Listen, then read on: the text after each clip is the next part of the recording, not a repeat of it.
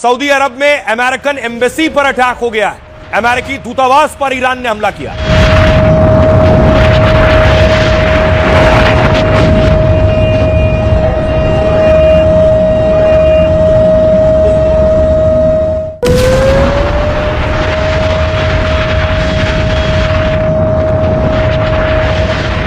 उसके बाद दावा है कि इराक में जो होटल था बताया गया जिसमें अमेरिकन मौजूद हो सकते हैं, उस पर अटैक किया गया।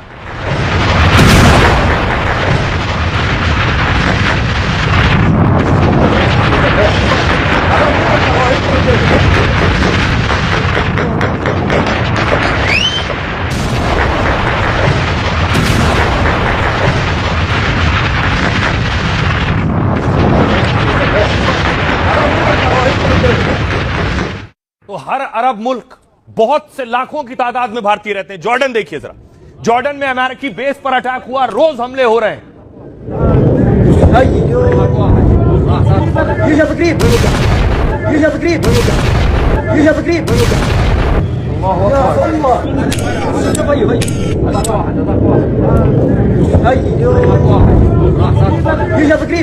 अब देखिए जरा, जॉर्डन में हमला हुआ, हमले के बाद देखिए घर में पर्दे जिस तरह से उड़े, उससे आपको अंदाजा होगा धमाका और धमक कितनी थी।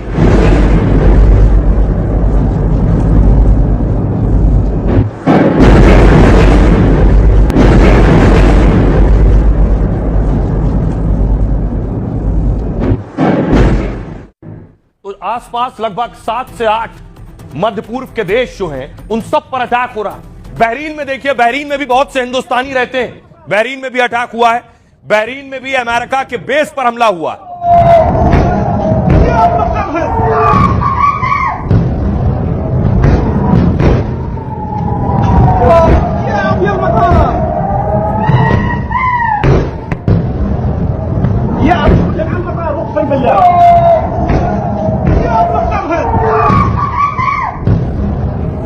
दूसरी तरफ संयुक्त अरब अमीरात यानी यूएई पर भी अटैक हुआ है। पोर्ट बताया जाता है जिस पर यह अटैक हुआ।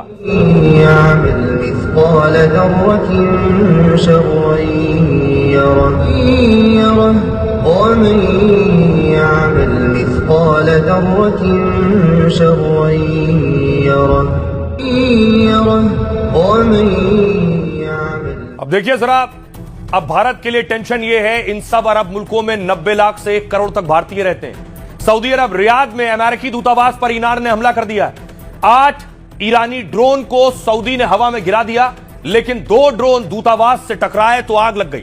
जंग के बीच ये है फुटबॉलर रोनाल्डो, सऊदी छोड़ दिया इन्होंने। रोनाल्डो अपने प्राइवेट जेट से पुर्तगाल रवाना हो गए। ईरान के हमलों पर सऊदी ने करारा जवाब देने की चेतावनी भी दी है और ट्रंप ने कहा है कि अमेरिकी लोग तुरंत मिडिल ईस्ट छोड़ दें। यूएई रोज अटैक हो रहे हैं, यहां भी बहुत से भारतीय रहते हैं। ईरान के हमले से दुबई और शारजाह में बड़ा नुकसान हुआ है। दुबई में तो ईरान ने मिसाइल ड्रोन से डबल अटैक कर दिया है।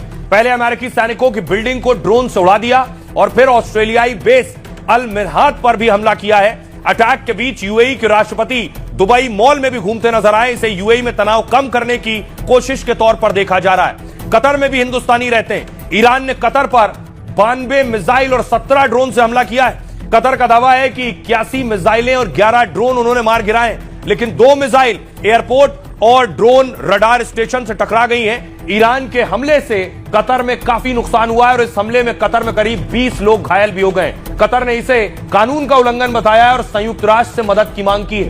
बहरीन में ईरान ने अमेरिकी एयरबेस पर बड़ा हमला किया है।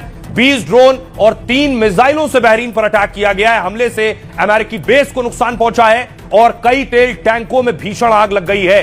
कुवैत, जहां अच्छा खासा तेल है, बहुत से भारतीय रहते हैं। 100 से ज्यादा मिसाइल और 300 ड्रोन अटैक किए गए। कुवैत में अमेरिकी सैनिक और अमेरिकी अड्डे टारगेट पर थे। कल ईरान ने अमेरिका के 3 F-15 जेट यहीं गिराने का दावा किया था। अब 10 ड्रोन से फिर अमेरिकी बेस को निशाना बनाया गया है। हमले को देखते हुए कुवैत में अमेरिका ने दूतावास को बंद कर दिया है।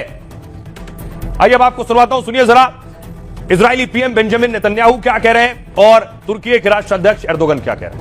אנחנו יצאנו למערכה הזאת ईरान का परमाणु और मिसाइल कार्यक्रम पूरी दुनिया के लिए खतरा है। इजरायली सेना की कार्रवाई का मकसद केवल इजराइल का ही नहीं बल्कि पूरी दुनिया की सुरक्षा करना है। अगर ईरान का आतंकवादी शासन परमाणु हथियार और उनके इस्तेमाल का साधन और खतरनाक मिसाइलें हासिल कर लेता है तो वो पूरी दुनिया को धमकाएगा। इसलिए हमने अपनी रक्षा करने का संकल्प लिया है, लेकिन ऐसा करते हुए हम दूसरों की भी रक्षा कर रहे हैं। וידידתנו האיתנה इससे पहले कि और खून बहे, आग फैले और भाईचारे वाले देशों के बीच और दुश्मनी बढ़े, हमने अपने सारे संसाधन लगा दिए हैं ताकि हमारा इलाका जल्द से जल्द इस उथल पुथल से आजाद हो जाए।